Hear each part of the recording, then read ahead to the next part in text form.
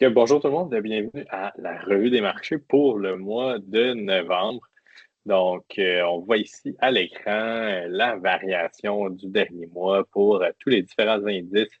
Si on regarde juste en haut le S&P TSX, donc l'indice canadien, qui a encore très bien performé ce mois-ci avec un 3,5% de rendement, ce qui le place vraiment là, au premier rang en termes là, des indices mondiaux pour l'année en cours avec un 26,7% depuis le début de l'année. Très, très belle performance des actions canadiennes à ce niveau-là.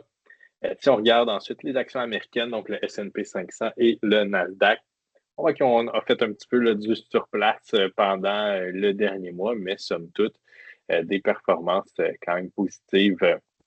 Puis on voit aussi la techno, le Nasdaq, qui a pris un petit peu plus d'air d'aller là, dans la fin de l'année.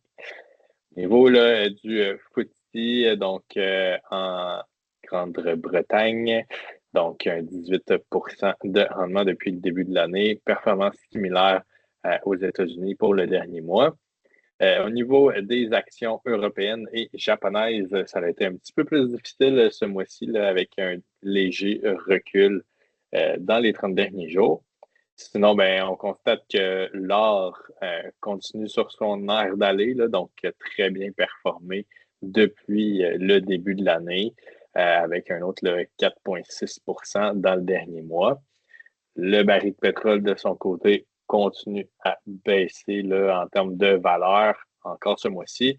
Puis ben, le grand perdant du mois, ben, c'est le Bitcoin. Un moins 20% là, dans le dernier mois. C'est quand même grandement affecté. Même la performance annuelle là, qui est tombée dans le négatif. Donc, à voir là, à ce niveau-là avec la crypto, là, si ça va être en mesure là, de revirer là, et de retomber dans le positif sur le droit chemin d'ici la fin de l'année. Donc, sur ça, je vais passer la parole à Tristan qui va nous parler un peu plus les détails là, des mouvements récents.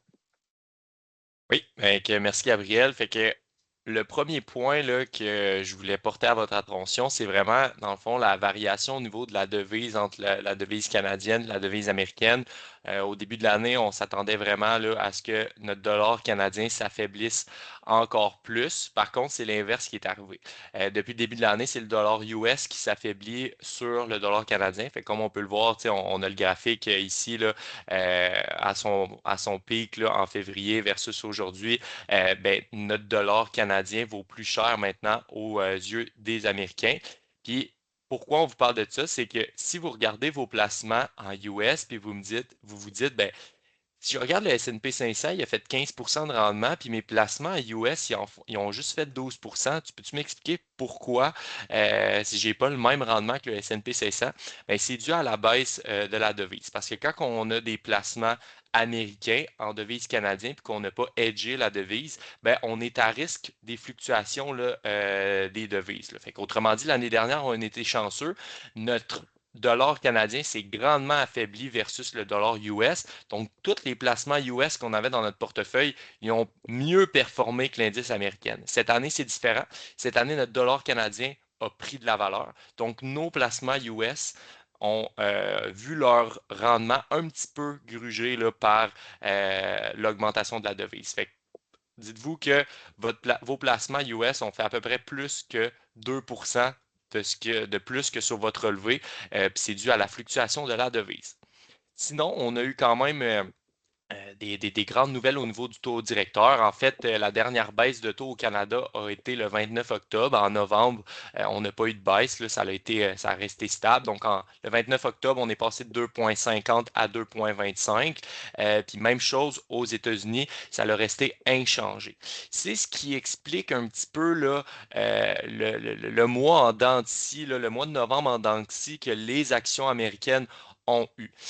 On s'attendait à une baisse de taux au départ, mais finalement, là, avec les derniers commentaires de la Réserve fédérale américaine, on s'attendait plus à un maintien des taux. Puis c'est ça ici qu'on peut regarder, là, c'est vraiment les attentes du marché pour ce qui est de la baisse de taux en novembre. Fait qu'en novembre, on peut voir qu'on s'attendait vraiment à ce qu'il y ait un maintien, là, autrement dit, là, des taux d'intérêt. Puis c'est pour ça que le marché a réagi un petit peu négativement là, au niveau de la croissance. Mais par la suite, il y a un conseiller là, de la Réserve fédérale américaine qui a laissé croire qu'il pourrait avoir une baisse de taux en décembre. Fait que les attentes du marché seraient à 80% là, d'une baisse du taux directeur de 25 points de base. Puis ça pourrait vraiment donner encore une fois une certaine croissance aux actions et aux obligations aussi. Parce qu'on va se rappeler que lorsque des baisses de taux d'intérêt, ça va faire profiter nos obligations parce que les obligations qui sont en circulation vont valoir plus cher que les nouvelles obligations qui vont être émises par les gouvernements et les sociétés. Maintenant, si on parle de la saison des bénéfices, en fait, c'est quoi la saison des bénéfices? C'est qu'aux États-Unis, les grandes compagnies vont publier leurs résultats trimestriels pas mal toutes dans un délai de 2 à 3 semaines. Donc, c'est des grandes annonces qui sont attendues par les investisseurs. Quand les bénéfices qui étaient prévus par les analystes ne sont pas dépassés par les entreprises, bien souvent, c'est là qu'on voit que, par exemple, Apple va perdre de la valeur parce qu'on s'attendait à un certain niveau. Finalement, le niveau n'a pas été respecté. Fait qu'on a eu une belle surprise là, au niveau là, des derniers résultats qui ont été publiés. Plus de 83% des entreprises américaines ont dépassé les attentes, puis 76% ont battu les prévisions dans leur chiffre d'affaires. Fait que ça, c'est une bonne chose parce que quand il y a de l'incertitude, puis qu'en plus on voit que les bénéfices ne sont pas respectés, bien là, c'est là qu'on peut vraiment s'inquiéter puis se dire qu'on s'en va peut-être vers une correction de marché. Mais quand il y a de l'incertitude puis qu'on voit que les compagnies qui sont détenues dans nos portefeuilles ont encore des résultats qui sont solides, bien, c'est encourageant de se dire que la croissance va pouvoir perdurer dans le temps dû au fait que les entreprises sont en santé. Ce que ça peut faire aussi, bien, quand que les déficits sont dépassés, bien, ça va venir réguler un petit peu le price-earning ratio. Sans rentrer trop en détail dans c'est quoi ce ratio-là, en fait, c'est le coût qu'on est prêt à payer par dollar de bénéfice pour une compagnie. Donc, plus ce ratio-là est faible, bien, plus on se retrouve à payer un bon prix pour ce qui est de l'action qu'on va acheter là, dans notre portefeuille. Fait que ce qu'on peut voir, c'est que les deux secteurs là, qui ont le plus faible ratio cours-bénéfice, c'est le secteur de l'énergie et c'est le secteur de la finance. Historiquement, c'est deux secteurs qui ont un ratio cours-bénéfice qui est faible aussi. Et les deux secteurs qui ont les ratios cours-bénéfices les plus élevés, c'est les services de communication et la technologie. Est-ce qu'on est en train de dire qu'on devrait renier ces deux secteurs-là parce qu'ils coûtent cher présentement? Absolument pas, parce que depuis les 3 dernières années, malgré des ratios cours-bénéfices qui étaient supérieurs à la norme, le secteur de la technologie puis de la communication des services a surperformé de manière assez fulgurante.